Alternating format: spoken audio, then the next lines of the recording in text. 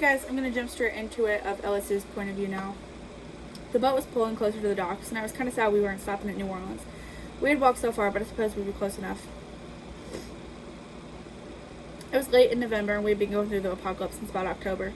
Zoe and Michelle started to become easily exhausted, often sleeping a lot on the boat while we went as far as we could. A special guest, I guess. Sometimes I wondered if they were pregnant, but I don't think Nick and Michelle had sex. It must just be a lady thing. Or they're on their period, but that would be a long time, so maybe the first one is correct. God, I hope Zoe ain't pregnant. Not yet. I don't want her getting hurt. This is as far as I can take you. I'm sorry. Virgil called and unloaded ourselves. I feel like I should be like, we unloaded ourselves. We unloaded ourselves. It was nice of him to even give us a ride in the first place, so I couldn't be too upset at him dropping us. Good luck, folks. As the boat sailed away, we called out thanks and wished him luck too. What does America come to? We've been through at least 3 days without one sign of someone else alive, other than Virgil and the trio we soon joined up with. We did a quick inventory of our supplies, especially our food rations, which shortened quickly since we also fed Virgil often. As you should have. I mean, he was giving you a ride. I wish Burger Tank was open when we were there, Coach says. I would have ordered me one of them tanks with a large orange pop and an apple pie. I smile. I miss Burger Tank too. I wish we could stop somewhere to eat where we didn't have to use our own food, but that wouldn't do for another week, give or take a couple days.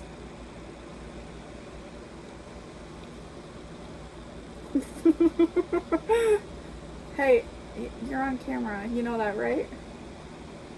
No. Are you okay? She just fell off the disc. Are you okay? I know I shouldn't laugh, but it was kind of comical. I was just scooting her over, and she was scooting back, and she just slipped. It's okay. My desk really isn't that high up, anyways, and she's jumped off my shoulder, so she's okay. It's just it's not funny. Don't laugh at her. We walk up the docks, coming across a town that had been bombed a time or two. They're not even looking for survivors, Francis yells. I could tell he was mad, but he wasn't being bombed, and there was nothing we could do. We walked through the town, having to kill a few stragglers. I wish the military wouldn't be so awful. They were killing everything. Damn, the military is killing everyone, dead or alive, Nick says, looking around as if he was nervous. We came across a military evacuation vehicle. It was a bus or something. And there were dead people lying along the bottom, dead. Okay, Ellis. Good observation. There were dead people. But they were dead. Good observation. Oh shit, those are people, I say. How does it feel to be so right, Nick? Coach teases, but it sounds like there's some malice to it. Not good, Coach. Not good at all, Nick replies, shaking his head. I can't believe this. This is our military. They're supposed to be keeping us safe, not killing us off. We're a menace to them, Lewis says, staring at the bodies. That should be us, guys. We're not alive for no reason. We're either immune or we're carriers. Pick your poison. Either way, we'll probably end up dying. Nobody says anything. We all stand silently, letting his words sink in. He wasn't wrong, but I hope he wasn't right either. Zoe stares at the ground, chewing on her lip. We should keep going. We can't stay here and end up like them, or they'll all have died for nothing. Well, they died for nothing either way, Josh says, pushing through and walking through the evacuation vehicle. We followed, an alarm blaring when the other door was opened. Shit, we gotta turn that thing off, Coach yells, and we spot a panel buttons on the top of something. Scaffolding, maybe? I wonder what the military had been doing here. Testing bombs or something? Josh scrambled up the ladder and shut the alarm off, and the few zombies that appeared were killed quickly. We went through a field, but it looked like things had collapsed into it. We made our way to a park, and we found a large statue of a horse in the middle. Horse? Man, I love horses. Have you ever ate one? Pretty tasty, Nick taunts. Nick, man, you are unlawful. You know what? I was at work the other day, and I said I love cats. And one of my coworkers goes, have you ever ate a cat? And I'm like, no, cats are not for eating. What is wrong with you? Now, I'm not gonna lie. I'm gonna be completely real. If we were in a problematic kind of universe, like, and there was no other food to eat, and I had to get by, yeah, I would probably eat my cat. But, not just for the fun of it. Like, my cat is my pet. I love her. I would hold off on eating her unless there's absolutely the last thing I had left, without going out and hunting. Like, I'd probably teach myself to hunt before I ate my cat, but I guess if it came down to it and I really had to, I would. But I'm not gonna just eat a cat for the fun of it. You hear that, fatty? I wouldn't eat you just because. She doesn't care. Although she's got it coming. She scratched me on her way down off the desk. Nick smiles, looking around at the bushes that surrounded us. We're gonna have to come out the other side, and hopefully they stop dropping those bombs. We continued walking, and Nick teased me about horses. Finally, Rochelle turned to him and yelled at him to stop. It's getting annoying, hearing all of you boys bickering over shit that doesn't matter. Can we please focus on the issue at hand? Nick's eyes were wide. Josh was snickering and Zoe was looking away. I looked away too, even though Rochelle was talking to me too. Thank you. Nick, if you can't say anything nice to him, please just don't say anything at all. Got it. Nick mumbles, and Francis comes back. The group had gone ahead. Us five were the only ones who stopped. The group, but 5 of you. There's 8 people total, and 5 of you have stopped. But the group had gone ahead. What's going on here? He asks, turning to Rochelle. What'd you say to him? It's none of your business, Rochelle replies, turning to start walking again. Louis and Coach had stopped, turning to see what the fiasco was, and they were met with quite the surprise. Francis grabbed Rochelle, clearly used to grabbing women and making listen to him. Her eyes were wide with fear, and something went off in all of us males. We were all immediately trying to fight Francis, and Louis checking on his sister, who still shook up.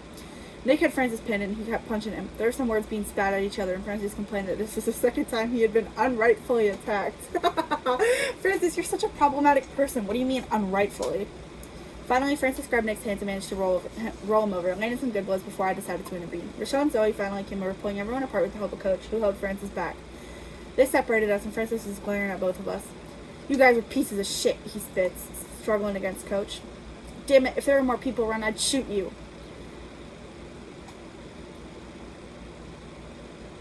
I'm kind of scared, because these two get really mean.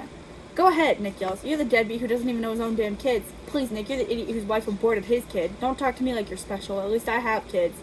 Nick stopped struggling, and all eyes were on him. Francis, Louis yelled. You don't hold people's past against them like that. But Francis was smirking, and he replied with, he did it first. Nick was silent, and he wasn't really moving. Rochelle had a different kind of hold on him now, more of a hug. Zoe's grip had loosened on me, too. Damn, Coach said. This is a mess, huh? Nobody says anything until Josh finally speaks. I'm sorry, Nick. I was an asshole to you for no reason. You're fine. Nick replied a little too fast. However, are we going to be good to go now? Coach asks, looking around at all of us. I nod, and Francis does too. Nick? Yes. Well, I let go, and before anyone could even blink, Nick had stabbed Francis in the side. Francis looked at the blood dripping down in shock, then at his old friend. What the fuck, man? Is that supposed to be a question mark? I feel like it is. Oh, my screen glitched. It froze.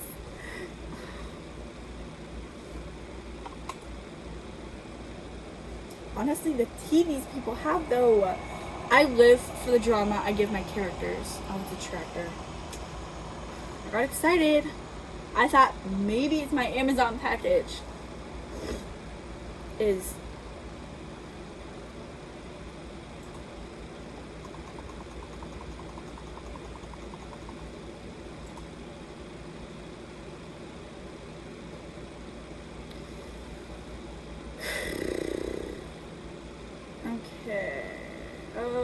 okay.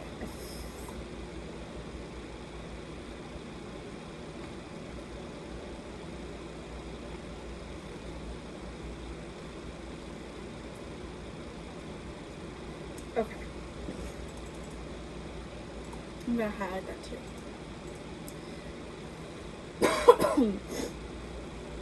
Don't insult me like that. Nick growled. Oh no. He growled. And nobody moved. Finally, Nick backed away, walking off without us. His assault rifle was on the ground near Rochelle. All he had was his bloody knife and pistol. Coach patched up Francis' side the best he could before we started after Nick. He'd wrapped a tourniquet around Francis' side in the hopes that pressure would be applied and the bleeding would stop. We were still gonna have to wait, though. Someone should go ahead and stop that boy, Coach suggests. Nobody wanted to, not even Rochelle. When we finally got moving again, we had to keep stopping because Francis was struggling to walk, and we had done lost sight of Nick. We had to stop in the house so Francis could get a bandage changed before we tried Nick sitting outside, pistol in his hand. Rochelle stood next to him, kneeling to look him in the eye. Nick, her voice was soft. What the fuck is that noise? I hate it! I googled did Snapchat get an update, and they don't know, but I really hate it. Nick, please say something. I don't like when you're like this. Nick's eyes slid to her as if he were a haunted ventriloquist dummy. You know them things when they look at you and you just know you're gonna die soon. Nick, I'm sorry, was all Rochelle managed, as if she were the one who hurt him. Her voice had broken and tears were in her eyes. I promise I won't hurt you like that. He stared at her unblinking. I wondered if he'd been attacked and gotten the infection. That scared me. Finally, he spoke. It's fine. It wasn't your fault. Come with us, Rochelle pleads, and he hesitantly stands up, following us through the sewer. We had gone through one in Rayford on the historic floor, and Nick had complained about it. He was quiet now, and it was awkward for him to not be such a verbal asshole. When we emerged from the sewer, we saw we were in a parking lot. Well, kind of. It was more of a field with a bunch of random cars scattered around it. We weaved through the cars, Nick still not saying a word. We went to a house. Francis laid on the couch, groaning about his wound. When Coach peeled the bandages back, there was an ugly hole. It was healing better now, and Coach was reapplying some bandages or something. Hi, baby. Mwah. Okay, fine. Look at me, all evil. You're so mean. So you can give me kisses, but when I give them back, it's not okay. Whatever. We stayed the night in that house before we decided to head back out, going through a cemetery. I wonder if zombies would ever be a real thing. I knew these things I kept calling zombies were just sick people in a zombie-like state. Sick people in a zombie-like state. But it was easier to call them zombies. Technically, they're just infected. I mean, that's what you guys have been calling them. You've been calling them infected. Hence the special infected. You've got cute feet. Sorry. After the cemetery, there's another town. As we were opening the door of one of the houses to enter the courtyard, a bomb was dropped not too far away, shaking the ground. What the fuck? Francis yells. Can they not see there's people down here? I guess not, Luke answers, and we keep walking. We finally made it to a ridge, climbing up to the top and needing to raise the bridge before we could make it over to safety. Zoe stepped outside the door from the room. Last time we raised a bridge, we lost someone, she says, looking at us hesitantly. I don't know about this. I do. You guys are gonna love it. Zoe, Rochelle put a hand on her shoulder. We are so close. So close. You're going to be okay. We all will be. Please, you have to come with us. Zoe looked into Rochelle's eyes with such trust it melted my heart. Okay, guys, take care of yourselves. A walkie-talkie went off and Rochelle stooped down to pick it up. Hello? There's people! The guy on the other side exclaimed. Hello? How many of you are there? 8, sir. Alright, are any of you infected? Coach took the walkie-talkie, answering, Sir, I don't mean to be rude, but I got these bastards' blood, guts, and God only knows what on me. I'm pretty sure we're immune. Alright, if you can make it across the bridge, we'll take you to our outpost on the shoreline of New Orleans. Got it, sir. Coach hands the walkie-talkie to Rochelle, raising the bridge. We prepared our guns, knowing there had to be some zombies gathered around here. They got out of these cars at some point. But did they, though? The guns summoned more. We made it about halfway through the bridge before something tall and strong came towards us. Oh, no. We were using the cars as cover, as he was using them as weapons. A bomb exploded just ahead of us, and Rochelle called into the walkie-talkie. Stop the bombings! We're on our way! Don't worry, we got this thing. Nick slammed himself against the little cars behind, shooting at my dad. I had to kill him. There was no choice. I have not, Nick breathed, shooting the large zombie before adding, come this far. Another breather while he reloaded. To die now. He got out from behind the car, pelting bullets into the zombie. This is going to be something to remember for the rest of our lives, and I couldn't wait to tell Keith all about it. So, in the finale, you have to fight a tank, obviously, on the bridge. Hi, baby. So, since they already killed Tank, I took a zombie concept idea, which shout out to whoever created it. I don't really know who to credit, but it is the SmackDown idea. So that's who they had to kill. So, next time you'll be listening to Rochelle's point of view. I hope I still have your attention. Bye-bye.